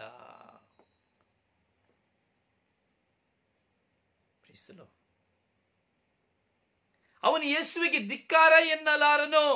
ಅದೇಗೆ ಬರ್ತದೆ? ನಾವೆಲ್ಲ ಯೇಸುವನ್ನು ಸ್ವೀಕರಿಸಿದ್ದೇವೆ, ಜ್ಞಾನಸ್ನಾನದ ಮುಖಾಂತರವಾಗಿ ಕ್ರೈಸ್ತರಾಗಿದ್ದೇವೆ. ನಮ್ಮ ತಾತ, ನಮ್ಮ ಅಜ್ಜ, ನಮ್ಮ ತಂದೆಲ್ಲ ಕ್ರೈಸ್ತರು. ನಾವು ಧಿಕ್ಕಾರ ಅಂತ ಹೇಗೆ ಹೇಳಲಿಕ್ಕಾಗ್ತದೆ? ಇಲ್ಲ. ನೀನು ಮತ್ತು ನಾನು ದೇವರಿಂದ ದೂರವಾಗುವಾಗಲಲ್ಲ, ಪ್ರಭು ಯೇಸುವಿಗೆ ವಿರುದ್ಧವಾಗಿ ಜೀವಿಸುವಾಗಲಲ್ಲ, ದೇವರ ಆಜ್ಞೆಗಳಿಗೆ ವಿರುದ್ಧವಾಗಿ ಜೀವಿಸುವಾಗಲಲ್ಲ ನಾನು ಹೇಳುವುದು ದೇವರ ಯೇಸುವಿಗೆ ಧಿಕ್ಕಾರ. ನನ್ನ ಪಾಪಗಳ ನಿಮಿತ್ತವಾಗಿ ನಾನು ಯೇಸುವಿಗೆ ಧಿಕ್ಕಾರ ಎಂದು ಹೇಳುತ್ತೇನೆ. ಯೇಸುವನ್ನ ಬಿಟ್ಟು ಕೊಡುವುದೇ ಧಿಕ್ಕಾರ. ಅಪೋಸಿಷನ್ ಪಾರ್ಟಿಗಳನ್ನ ನಾವು ನೋಡುತ್ತೇವೆ, ವಿರೋಧ ಪಕ್ಷಗಳನ್ನ ನಾವು ನೋಡುತ್ತೇವೆ. ಧಿಕ್ಕಾರ ಕೂಗ್ತಾರೆ, ಈ ಸರ್ಕಾರ ನನಗೆ ಬೇಡ, ಈ MLA ಬೇಡ, ಈ MP ಬೇಡ, ಈ ಪ್ರಧಾನಮಂತ್ರಿ ಬೇಡ, ಈ ಮುಖ್ಯಮಂತ್ರಿ ಬೇಡ, ಈ ಯಾಜಕ ಬೇಡ, ಈ ಧರ್ಮಾಧ್ಯಕ್ಷ ಬೇಡ, ಈ ಅಧಿಕಾರಿ ಬೇಡ, ನನ್ನ ಹೆಂಡತಿ ಬೇಡ, ನನ್ನ ಗಂಡ ಬೇಡ. ಧಿಕ್ಕಾರ ಎಂಬುದು ಅಂದರೆ ಬೇಡ, ನನಗೆ ಅವರು ಬೇಡ. ಯಾಕೆ? ನಿನಗೆ ಕುಟುಂಬದ ಮೌಲ್ಯ ಗೊತ್ತಿಲ್ಲ, ಧರ್ಮಸಭೆಯ ಮೌಲ್ಯ ಗೊತ್ತಿಲ್ಲ, ದೇವರ ವಾಕ್ಯದ ಮೌಲ್ಯ ಗೊತ್ತಿಲ್ಲ, ಸತ್ಯದ ಮೌಲ್ಯ ಗೊತ್ತಿಲ್ಲ. ಅದಕ್ಕೆ ನೀನು ಧಿಕ್ಕಾರವನ್ನು ಕೂಗುತ್ತೀಯ. ನಾನು ಧಿಕ್ಕಾರವನ್ನು ಕೂಗುತ್ತೇನೆ. Refuse, when we are refuse other person, ಅದು ಧಿಕ್ಕಾರ. ಹಾಗೆ ಯೇಸುವನ್ನು ನಾನು ಧಿಕ್ಕರಿಸುತ್ತೇನೆ. ಯಾವಾಗ? ನನ್ನ ಪಾಪಗಳ ನಿಮಿತ್ತವಾಗಿ ನಾನು ಯೇಸುವನ್ನು ಧಿಕ್ಕರಿಸುತ್ತೇನೆ. ನಾನು ಪಾಪ ಮಾಡುವಾಗ ನನಗೆ ಯೇಸು ಬೇಡ. ನಾನು ಪಾಪ ಮಾಡ್ಲಿಕ್ಕೆ ಹೋಗ್ತೇನೆ, ಕಳ್ಳತನ ಮಾಡ್ಲಿಕ್ಕೆ ಹೋಗ್ತೇನೆ, ಮತ್ತೊಬ್ಬರ ಜೀವನ ನಾಶ ಮಾಡ್ಲಿಕ್ಕೆ ಹೋಗ್ತೇನೆ, ವ್ಯಭಿಚಾರ ಮಾಡ್ಲಿಕ್ಕೆ ಹೋಗ್ತೇನೆ, ದೇವರ ಆಜ್ಞೆಗೆ ವಿರುದ್ಧವಾಗಿ ಜೀವಿಸಲಿಕ್ಕೆ ಹೋಗ್ತೇನೆ, ಯೇಸುವನ್ನ ಬದಿಗೊತ್ತುತ್ತೇನೆ. ನನಗೆ ಯೇಸು ಬೇಡ, ನನಗೆ ಇದು ಬೇಕು, ಈ ಪಾಪ ಬೇಕು, ಈ ಜೀವನ ಬೇಕು, ನನಗೆ ಇದು ಬೇಡ, ಸತ್ಯ ಬೇಡ, ಪ್ರೀತಿ ಬೇಡ, ಕ್ಷಮೆ ಬೇಡ, ಅನ್ಯನದ ಬೇಡ. ಅಂದ್ರೆ ಯೇಸುವಿಗೆ ನಾನು ಧಿಕ್ಕಾರವನ್ನು ಸೂಚಿಸುತ್ತಾ ಇದ್ದೇನೆ. ನೀನು ಯೇಸುವಿಗೆ ಧಿಕ್ಕಾರವನ್ನು ಸೂಚಿಸುತ್ತಾ ಇದ್ದೀಯಾ? ಇದು ವಾಕ್ಯದ ಒಳ ಅರ್ಥ. ನಾನು ಹೇಗೆ ಬರೆದ ಯೇಸುವಿಗೆ ಧಿಕ್ಕಾರ ಅಂತ ಹೇಳಬಲ್ಲೆ ಎಂಬುದಾಗಿ ಈ ವಾಕ್ಯ ಓದುವಾಗಲೆಲ್ಲ ನಿಮ್ಮ ಚಿಂತೆ ಬರಬಹುದು. ಇಲ್ಲ, ನಾನು ಮತ್ತು ನೀನು ಪಾಪ ಮಾಡುವಾಗಲೆಲ್ಲ ಯೇಸುವನ್ನ ಧಿಕ್ಕಾರ ಮಾಡುತ್ತೇನೆ. ನೋಡಿ, ಎಷ್ಟು ಆಳವಾಗಿ ಸಂತ ಪೌಲರು ಈ ಒಂದು ಸಂದೇಶವನ್ನು ಎರಡನೇ ಪತ್ರದಲ್ಲಿ ನಾವು ನೋಡುತ್ತೇವೆ. 1 ಕೊರಿಂಥ ಪತ್ರದಲ್ಲಿ ಸಂತ ಪೌಲರು ಬರೆಯುತ್ತಾರೆ. ಆದರೆ ನಮಗೆ ಗೊತ್ತೇ ಇಲ್ಲ. ಇದುವರೆಗೂ ನಿಮಗೂ ಸಹ ಯಾರು ಹೇಳಲೇ ಇಲ್ಲ, ನೀವು ಸಹ ಕೇಳಲೇ ಇಲ್ಲ. ಜೋಕಿಮ್ ಕೇಳಿದ್ದೀರಾ? ಜೋಸೆಫ್ ಕೇಳಿದ್ದೀರಾ? ರೋಸ್ಲಿನ್ ನೀವು ಕೇಳಿದ್ದೀರಾ? ಡೈನಾ ನೀವು ಕೇಳಿದ್ದೀರಾ? ಕೇಳಿಲ್ಲ.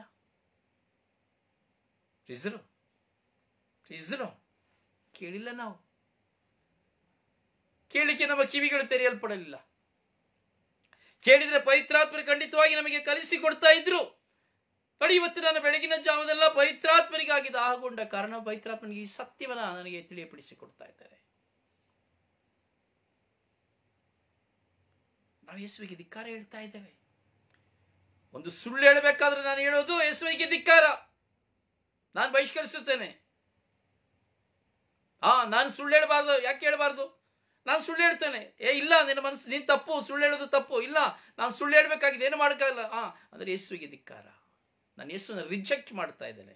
ಧಿಕ್ಕಾರ ಅಂದ್ರೆ ಯೇಸುವನ್ನು ರಿಜೆಕ್ಟ್ ಮಾಡುವಂಥದ್ದು. ಯೇಸುವನ್ನು ಸಂಪೂರ್ಣವಾಗಿ ನಾನು ಸ್ವೀಕರಿಸಿದರೆ ನನ್ನ ವಿರೋಧ ಪಕ್ಷ ಇಲ್ಲ, ಆಡಳಿತ ಪಕ್ಷ. ನಾನು ದೇವರ ವಾಕ್ಯವನ್ನ, ದೇವರ ಆಜ್ಞೆಗಳನ್ನ, ಪ್ರಭು ಯೇಸುವಿನ ನುಡಿಗಳನ್ನ ನಾನು ಧಿಕ್ಕಾರ ಮಾಡದೇ ಇದ್ರೆ ನನ್ನ ಆಡಳಿತ ಪಕ್ಷ. ವಿರೋಧಿಸಿದ್ರೆ, ಯೇಸುವಿನ ಮಾತುಗಳನ್ನು ವಿರೋಧಿಸಿದ್ರೆ ನಾನು ವಿರೋಧ ಪಕ್ಷ. ಯೇಸುವಿನ ಮಾತುಗಳನ್ನು ಸ್ವೀಕರಿಸಿದರೆ ನನ್ನ ಆಡಳಿತ ಪಕ್ಷ. ಪ್ರೀಸಲೋ. ಹೌದು ಪ್ರಿಯರೇ, ಹೇಳ್ತಾ ಇದ್ದಾರೆ. ಎರಡನೇದಾಗಿ ಹೇಳ್ತಾರೆ, ಅಂತೆಯೇ ಪವಿತ್ರಾತ್ಮ ಪ್ರೇರಣೆಯಿಂದಲ್ಲದೆ ಯಾವಾತನು ಯೇಸುವೇ ಪ್ರಭು ಎಂದು ಒಪ್ಪಿಕೊಳ್ಳಲಾರನೋ. ನೋಡಿ, ಎರಡನೇದಾಗಿ ಹೇಳ್ತಾ ಇದ್ದಾರೆ, ಪವಿತ್ರಾತ್ಮ ಪ್ರೇರಣೆ ಇದ್ದರೆ ಮಾತ್ರನೇ ಪ್ರಭು ಯೇಸು ನನ್ನ ರಕ್ಷಕ ಎಂದು ಒಪ್ಪಿಕೊಳ್ಳಿಕ್ಕೆ ಸಾಧ್ಯ. ಇಲ್ಲ ಅಂದ್ರೆ ಒಪ್ಪಿಕೊಳ್ಳಿಕ್ಕೆ ಸಾಧ್ಯವಿಲ್ಲ. ನೋಡಿ, ಸಂತ ಪೌಲರಲ್ಲಿ ಪವಿತ್ರಾತ್ಮರು ಬರುವ ತನಕ ಯೇಸುವನ್ನು ಒಪ್ಪಿಕೊಳ್ಳಲೇ ಇಲ್ಲ. ಯೇಸು ವಿರುದ್ಧವಾಗಿಯೇ ಜೀವಿಸಿದರು. ನಾನು ಪಾಪದಲ್ಲಿಯೇ ಜೀವಿಸುವುದಾದರೆ ನಾನು ಯೇಸುವನ್ನು ಒಪ್ಪಿಕೊಳ್ಳುವುದಿಲ್ಲ. ನೋಡಿ ಎಷ್ಟು ಪ್ರಿಯರೇ, ಇದು ತುಂಬಾ ಆಳವಾಗಿ ಯೋಚಿಸಬೇಕು. ನನ್ನ ಸ್ವಭಾವ, ಹಳೆಯ ಸ್ವಭಾವದಲ್ಲಿಯೇ ನಾನು ಜೀವಿಸ್ತಾ ಇದ್ದೇನೆ ಅಂದ್ರೆ ನಾನು ಯೇಸುವನ್ನ ಒಪ್ಪಿಕೊಳ್ಳುವುದಲ್ಲ, ರಕ್ಷಕರು ಎಂದು ಒಪ್ಪಿಕೊಳ್ಳುವುದಲ್ಲ, ಪ್ರಭು ಎಂದು ಒಪ್ಪಿಕೊಳ್ಳುವುದಿಲ್ಲ. ಯಾಕಂದ್ರೆ ಪ್ರಭು ಯೇಸುವೆ ಪ್ರಭು ಎಂದರೆ ಅದು ದೇವರ ಆತ್ಮ. ದೇವರ ಆತ್ಮವನ್ನು ಒಪ್ಪಿಕೊಳ್ಳುವುದಿಲ್ಲ. ಸತ್ಯವನ್ನ ನಾನು ಒಪ್ಪಿಕೊಳ್ಳಬೇಕು, ಆದರೆ ನಾನು ಒಪ್ಪಿಕೊಳ್ಳುವುದಿಲ್ಲ. ಯಾಕೆಂದರೆ ಲೋಕದ ಸುಖಕ್ಕೆ, ಲೋಕಕ್ಕೆ ನಾನು ಗುಲಾಮನಾಗಿರುವಾಗ, ಲೋಕದ ಆಕರ್ಷಣೆಗೆ ನಾನು ಗುಲಾಮನಾಗಿರುವಾಗ ನನಗೆ ಯೇಸು ಕ್ರಿಸ್ತರನ್ನ, ಯೇಸುವೆ ಪ್ರಭು ಎಂದು ಒಪ್ಪಿಕೊಳ್ಳಲಾಗುವುದಿಲ್ಲ. ಸೈತಾನನನ್ನ ಅದಕ್ಕೆ ಹೇಳಿದೆ, ಸೈತಾನನು ನಿನ್ನ ತಂದೆ. ಸುಳ್ಳಾಡುವವನನ್ನು ಕುರಿತು, ಪಾಪಕ್ಕೆ ಹೋಗುವವನನ್ನು ಕುರಿತು ಹೇಳ್ತಾರೆ, ಅವನ ತಂದೆ ಸೈತಾನ. ಯೇಸುವನ್ನ ಪ್ರಭು ಎಂದು ಒಪ್ಪಿಕೊಳ್ಳುವುದು ಯಾವಾಗ? ನಾನು ಪವಿತ್ರಾತ್ಮನ ಪಡೆದುಕೊಂಡಾಗ, ದೇವರ ಆತ್ಮ ನನ್ನಲ್ಲಿ ಚಲಿಸುವಾಗ, ಯೇಸುವೆ ನನಗೆ ರಕ್ಷಕ, ಯೇಸುವೆ ನನ್ನ ಪಾಪ ವಿಮೋಚಕ. ಹೌದು, ನಾನು ಪಾಪ ಮಾಡಿದ್ದೇನೆ, ಆದರೆ ಯೇಸು ನನ್ನನ್ನು ಕ್ಷಮಿಸುತ್ತಾರೆ. ಯೇಸುವನ್ನು ಒಪ್ಪಿಕೊಳ್ಳುವಾಗ ಮಾತ್ರವೇ, ಯೇಸುವನ್ನು ಸ್ವೀಕರಿಸುವಾಗ ಮಾತ್ರವೇ. ಯೇಸುವನ್ನು ನಾನು ಸ್ವೀಕರಿಸಲಿಲ್ಲ ಎಂಬುದಾದರೆ ಪವಿತ್ರಾತ್ಮರು ನನ್ನಲ್ಲಿಲ್ಲ. ಯೇಸುವನ್ನು ನಾನು ಗುಣಗಾನ ಮಾಡದೆ ಹೋದರೆ, ಯೇಸುವನ್ನು ಆರಾಧಿಸದೆ ಹೋದರೆ, ಯೇಸುವಿನ ನಾಮಸ್ಮರಣೆಯನ್ನು ಮಾಡದೆ ಹೋದರೆ ನನ್ನಲ್ಲಿ ಪವಿತ್ರಾತ್ಮರು ಇಲ್ಲ ಎಂಬುವಂತ ಅರ್ಥ. ತುಂಬಾ ಆಳವಾದ ಸಂದೇಶವನ್ನ ಈ ದಿನದಲ್ಲಿ ನಾವು ಧ್ಯಾನಿಸಲಿಕ್ಕೆ ಪವಿತ್ರಾತ್ಮರು ನಮಗೆ ಸಹಾಯ ಮಾಡ್ತಾ ಇದ್ದಾರೆ. ಹೌದು ಪ್ರಿಯರೇ, ನೋಡಿ, ಈ ವಾಕ್ಯಗಳನ್ನ ಮುಂದುವರಿಸಬೇಕಾದ್ರೆ ವರದಾನಗಳು ವಿರುದ್ಧವಾಗಿದೆ, ವಿಧವಾಗಿದೆ. ಅವುಗಳು ಕೊಡುವ ಪವಿತ್ರಾತ್ಮರು ಒಬ್ಬರೇ. ಸೇವೆಗಳು ವಿಧವಾಗಿದೆ, ಅವುಗಳನ್ನು ಸ್ವೀಕರಿಸುವ ಪ್ರಭು ಒಬ್ಬರೇ. ಶಕ್ತಿ ಸಾಮರ್ಥ್ಯವು ನಾನಾ ವಿಧ, ಅವುಗಳನ್ನು ಎಲ್ಲವನ್ನು ಸಾಧಿಸುವ ದೇವರು ಒಬ್ಬರೇ. ಪ್ರತಿಯೊಬ್ಬರಲ್ಲಿ ಕಂಡು ಬರುವ ಪವಿತ್ರಾತ್ಮ ವರದಾನಗಳನ್ನು ಸರ್ವರ ಒಳಿತಿಗಾಗಿಯೇ ಕೊಡಲಾಗಿದೆ. ದೇಹ ಒಂದೇ, ಅಂಗಾಂಗಗಳು ಹಲವು. ಈ ಅಂಗಾಂಗಗಳು ಅನೇಕವಿದ್ದರೂ ಅವು ಸೇರಿ ಒಂದೇ ದೇಹವಾಗಿ ಅವು ಕ್ರಿಯೆ ಮಾಡುತ್ತದೆ, ಒಂದೇ ದೇಹವಾಗಿರುತ್ತದೆ. ನೋಡಿ ಪ್ರಿಯರೇ, ಎಷ್ಟೇ ವರದಾನಗಳಿದ್ರೂ ಸಹ ಇದೆಲ್ಲವೂ ದೇವರಿಂದ ಬಂದಂಥದ್ದು. ದೇಹ ಒಂದೇ, ಅಂಗಾಂಗಗಳು, ಎಲ್ಲ ಅಂಗಾಂಗಗಳು ಸೇರಿದನ್ನೇ ದೇಹ. ಕೈಲಿದ್ರೆ ಏನ್ ಹೇಳ್ತಾರೆ? ಓ ಕೈಯಿಲ್ಲಪ್ಪ, ಚೊತ್ ಕೈಯ. ಕಾಲಿಲ್ಲ ಅಂದ್ರೆ ಏನ್ ಹೇಳ್ತಾರೆ? ಓ ಕುಂಟ. ಕಣ್ಣಿಲ್ಲ ಅಂದ್ರೆ ಹೇಳ್ತಾರೆ ಕುರುಡ. ಮೂಗಿಲ್ಲ ಅಂದ್ರೆ ಹೇಳ್ತಾರೆ ಮೂಗ. ಕಿವಿ ಕೇಳಿಸ್ತಾ ಇದ್ರೆ ಬಾಯಿ ಮೂಗ. ಮಾತಾಡಿದ್ರೆ ಮೂಗ, ಕಿವಿಡ, ಕಿವಿ ಕೇಳದೆ ಇದ್ರೆ. ಹೌದಲ್ಲ? ಒಂದೊಂದು ದೇಹದ ಅವಯವಗಳನ್ನ ಕಳೆದುಕೊಳ್ಳುವಾಗ ಅಲ್ಲಿ ಒಂದು ಸಂಕೇತ. ಅವನಿಗೆ ಅದಿಲ್ಲ, ಅವನಿಗಿಲ್ಲ, ಈಗಿಲ್ಲ, ಆ ಹಾರ್ಟ್ ಪೇಷಂಟ್ ಆಗಿದೆ, ಅವರಿಗೆ ಕಿಡ್ನಿ ಇಲ್ಲ, ಅವನಿಗೆ ಲಿವರ್ ಡ್ಯಾಮೇಜ್ ಆಗಿದೆ ಹೇಳ್ತಾರಲ್ಲ, ಅವರಿಗೆ ಹಲ್ಲುಗಳಿಲ್ಲ, ಕೂದಲಿಲ್ಲ. ಸೊ ಇವೆಲ್ಲವೂ ದೇಹಕ್ಕೆ ಸಂಬಂಧಪಟ್ಟಂಥದ್ದು. ಹೀಗೆ ಸಂಪೂರ್ಣವಾಗಿರುವಾಗ ದೇಹ ಒಂದು ಕೊರತೆ ಬಂದರೂ ಸಹ ಕೈಯಿಲ್ಲ, ಕಾಲಿಲ್ಲ, ಕಣ್ಣಿಲ್ಲ, ಮೂಗಿಲ್ಲ ಹೇಳಿಬಿಡ್ತೇವೆ. ಅದನ್ನು ವ್ಯಕ್ತಿ ಪ್ರಾಪಂಚಿಕ ಜೀವಿತದೊಳಗೆ ಅವರಿಗೆ ಪ್ರೀತಿನೇ ಇಲ್ಲ ಹೇಳ್ಬಿಡ್ತಾರೆ ನೋಡಿ. ಅದು ದೂರವಾಗಿ ಬಿಡುತ್ತದೆ. ಅವರಿಗೆ ಪ್ರೀತಿನೇ ಇಲ್ಲ, ಅವರಿಗೆ ಕ್ಷಮೆನೇ ಇಲ್ಲ, ಅವರಿಗೆ ಒಳ್ಳೆ ಮನಸ್ಸೇ ಇಲ್ಲ, ಅವರಿಗೆ ಒಳ್ಳೆ ಹೃದಯವೇ ಇಲ್ಲ, ಅವರಲ್ಲಿ ಕೆಟ್ಟವರು, ಅವನು ಕುಡ್ಕ, ಅವನು ಮೋಸಗಾರ, ಅವನು ವಂಚನೆಗಾರ, ಅವನು ಸುಳ್ಳುಗಾರ. ಏನೋ ಕೊರತೆಗಳು ನಮ್ಮ ಕಣ್ಣಿಗೆ ಕಾಣುತ್ತದೆ. ಹೀಗೆ ಕೊರತೆಗಳು ನಮ್ಮಲ್ಲಿ ತುಂಬುವಾಗ ನಾವು ಪವಿತ್ರ ಆತ್ಮರನ್ನು ಪಡೆದುಕೊಂಡಿಲ್ಲ. ಪವಿತ್ರ ಆತ್ಮ ನಮಗೆ ಪ್ರಧಾನವಾಗಿಲ್ಲ. ನಾನು ಪವಿತ್ರ ಆತ್ಮನ ಅನುಭವಿಸುತ್ತಿಲ್ಲ. ತುಂಬಾ ಆಳವಾದ ಚಿಂತನೆಗಳನ್ನು ನಾವು ಮಾಡ್ತಾ ಇದ್ದೇವೆ. ಸೊ ಅದರಿಂದ ದಯವಿಟ್ಟು ಚಿಂತಿಸಿ, ಪವಿತ್ರಾತ್ಮರಿಗಾಗಿ ಅಪ್ಪಲಿಸಿರಿ, ಕ್ಷಮಿಸಿರಿ. ನೀವು ಯಾರ ಪಾಪಗಳನ್ನು ಕ್ಷಮಿಸುತ್ತೀರೋ ಅವರ ಪಾಪಗಳು ಕ್ಷಮಿಸಲ್ಪಡುತ್ತೆ. ಅಂದರೆ ದೈವತ್ವ ನಿಮ್ಮಲ್ಲಿ ಇದೆ. ನೀವು ಯಾರ ತಪ್ಪುಗಳನ್ನು ಕ್ಷಮಿಸದೆ ಉಳಿಸ್ತೀರೋ ಅವರ ತಪ್ಪುಗಳು ಹಾಗೆ ಕ್ಷಮಿಸದೆ ಉಳಿಸಲ್ಪಡುತ್ತದೆ, ಹಾಗೂ ನಿನ್ನ ತಪ್ಪುಗಳು ಸಹ ಹಾಗೇ ಕ್ಷಮಿಸದೆ ಉಳಿಸಲ್ಪಡುತ್ತದೆ. ಯೇಸು ಉಸಿರುತ್ತಿದ್ದಾರೆ, ಯೇಸುವಿಗೆ ವಿರುದ್ಧವಾಗಿ ಜೀವಿಸಿದೆ, ಯೇಸುವಿನ ವಾಕ್ಯಕ್ಕೆ, ದೈವರ ವಾಕ್ಯಕ್ಕೆ ವಿರುದ್ಧವಾಗಿ ಜೀವಿಸಿದೆ, ಯೇಸುವಿಗೆ ಧಿಕ್ಕಾರ ಎಂದು ಹೇಳಿದೆ, ಯೇಸುವನ್ನ ಪ್ರಭು ಎಂದು ಒಪ್ಪಿಕೊಳ್ಳದೆ ನಾವು ಮತ್ತು ನೀವು ಜೀವಿಸುತ್ತಾ ಇದ್ದೇವೆ ಎಂಬುದನ್ನು ಈ ಸಂದೇಶದ ಮೂಲಕವಾಗಿ ಕೇಳಿಕೊಂಡಿದ್ದೀರಿ. ಅರ್ಥವಾಗದೇ ಇದ್ದರೆ ಇನ್ನೊಮ್ಮೆ ಒಂದೆರಡು ಸಾರಿ ಈ ಸಂದೇಶವನ್ನು ಕೇಳಿ. ಪವಿತ್ರ ಆತ್ಮರು ನಿಮಗೆ ಸಹಾಯ ಮಾಡುವರು. ಪವಿತ್ರ ಆತ್ಮರು ನಿಮ್ಮ ಮೇಲೆ ಇಳಿದು ಬರಲಿ, ನಿಮ್ಮ ಕುಟುಂಬದ ಮೇಲೆ ಇಳಿದು ಬರಲಿ, ನಿಮ್ಮ ಎಲ್ಲ ವಿಶ್ವಾಸಭರಿತ ಜೀವಿತದ ಮೇಲೆ ನೀವು ಮಾಡುವ ಕಾರ್ಯಗಳ ಮೇಲೆ ಇಳಿದು ಬರಲಿ ಎಂದು ಆಶಿಸುವಂತ, ನನಗಾಗಿ ಪ್ರಾರ್ಥಿಸಿ ಎಂದು ಕೇಳಿಕೊಳ್ಳುವ ನಿಮ್ಮ ಸೇವಕ brother Rosario Pandavapura. Praise the Lord. May God bless you.